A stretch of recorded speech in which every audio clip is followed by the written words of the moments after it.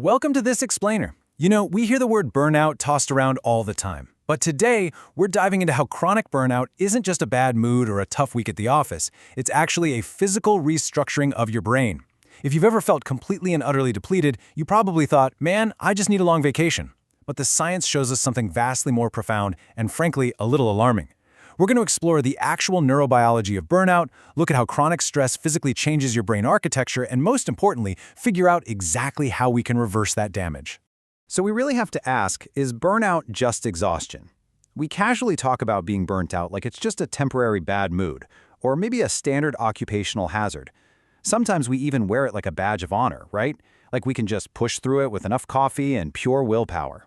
But let's stop and ask ourselves, what is literally going on inside our skulls when we hit that wall?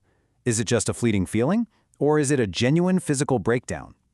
And this comparison brilliantly illustrates the core problem. The myth tells us it's just a passing feeling. But the reality? The reality is that burnout goes brain deep. As radiology professor Richard Gunderman describes it, burnout is the accumulation of hundreds or thousands of tiny disappointments. Individually, they're hardly noticeable. But together, they're literally tearing at the physical connections in our brain. It's a state of chronic stress that drives a very real physical and mental collapse.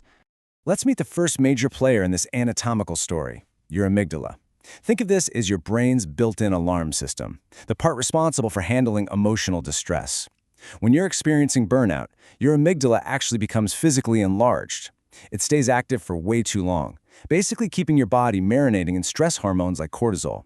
Instead of just helping you respond to a quick, immediate threat and then going back to baseline, your brain gets stuck in a loop, and that causes chronic inflammation. Now, that alarm isn't supposed to just ring forever.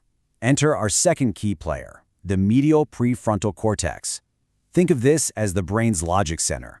It's responsible for executive function, decision-making, self-control, and emotional regulation. Under normal, healthy conditions, this logic center is supposed to step in and keep that hyperactive amygdala alarm system in check. It's the voice of reason that tells you, hey, this is just a minor setback, no need to panic. But here is where the real structural damage kicks in. Chronic stress literally severs the communication wire between your logic center and your alarm system. Research shows that burnout actually thins out the gray matter in your prefrontal cortex. This means your brain's plasticity, its ability to adapt and heal, drops. So your alarm is blaring louder than ever, and the very part of your brain that's supposed to turn it off is physically shrinking. That's exactly why it gets incredibly hard to make decisions, plan ahead, or manage stress when you're burnt out. Our final key character here is the hippocampus. This is the region of the brain critical for memory and learning.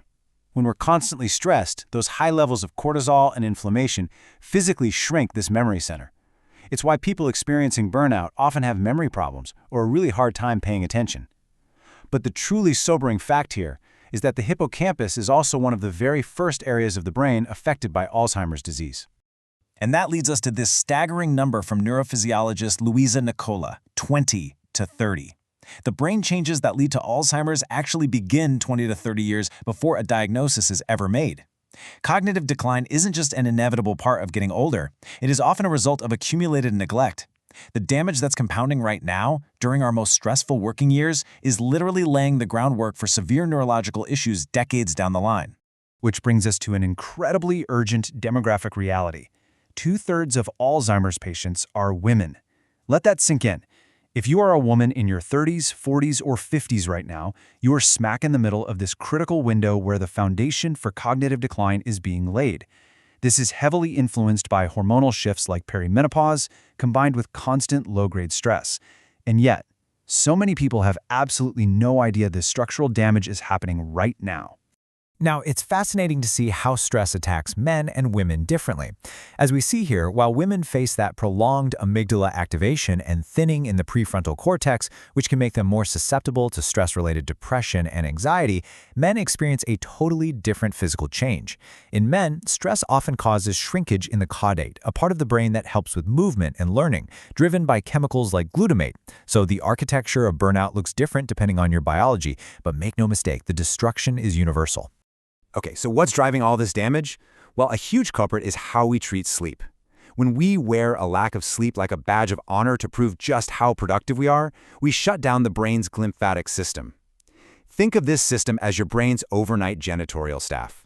It's supposed to clear out metabolic waste while you sleep, including amyloid beta, the very protein associated with Alzheimer's. By undersleeping, you're essentially locking the janitors out and forcing your brain to accumulate toxic waste way faster than it can clear it. I know the stakes we've discussed so far sound terrifyingly high.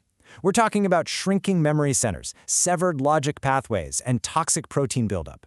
But the brain is incredibly neuroplastic, which means it can change, adapt, and heal. So we absolutely have to ask the most important question of this entire explainer. How do we heal this physical damage? Is it too late? Reversing the damage requires these non-negotiable fundamentals. First, you absolutely need 7 to 8 hours of consistent sleep to let that glymphatic system do its job. You also need adequate protein and omega-3s to fight inflammation. But perhaps most surprisingly, step 2, you need resistance training 3 to 4 times a week. Literally lifting heavy things causes your muscles to secrete molecules that directly support brain function, regulate blood sugar, and protect against insulin resistance, which is a massive risk factor for Alzheimer's. And this brings us to a harsh but necessary truth. You really should skip the expensive biohacks and those trendy nootropics until you've mastered the unsexy basics. As Luisa Nicola says, you cannot supplement your way out of a bad foundation. Full stop. Most of us are out here trying to polish a house we haven't even built yet. The basics, sleep, lifting weights, eating protein, those are responsible for about 80% of your cognitive outcome. The expensive optimization tools, that's just the last 5%. Aside from physical health, we definitely have to address the psychological loop of stress. Studies show that targeted treatments like cognitive behavioral therapy, or CBT, aren't just about talking through your feelings. They actively rewire your brain. CBT can physically shrink that hyperactive, enlarged amygdala alarm system and bring your prefrontal cortex, your logic center, back online. It literally restores the brain's flexibility, combating the physical effects of stress. But recovering isn't only about sleep and therapy, it's also about finding the sweet spot for your daily free time. Research from the Journal of Personality and Social Psychology found that less than 2 hours of free time leaves you burnt out, but more than 5 hours can actually lead to decreased life satisfaction. So this 2 to 5 hour window is exactly what allows your brain to shift out of fight or flight mode and actually have the space to heal.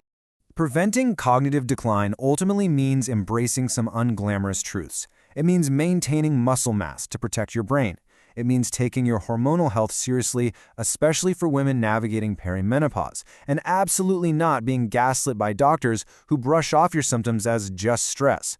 And crucially, it means prioritizing deep, genuine human connection over an over-optimized, packed schedule, because social isolation is quietly one of the most toxic things for your brain health. The big takeaway here is that maintaining a strong brain isn't an accident, and it certainly isn't guaranteed just by getting older. It's the result of daily, boring, but incredibly powerful lifestyle choices that put a stop to compounding damage. You have to treat your brain like it matters long before something actually goes wrong. We really need to move away from the idea that decline is just inevitable, because that lie just lets us off the hook from doing the hard work today.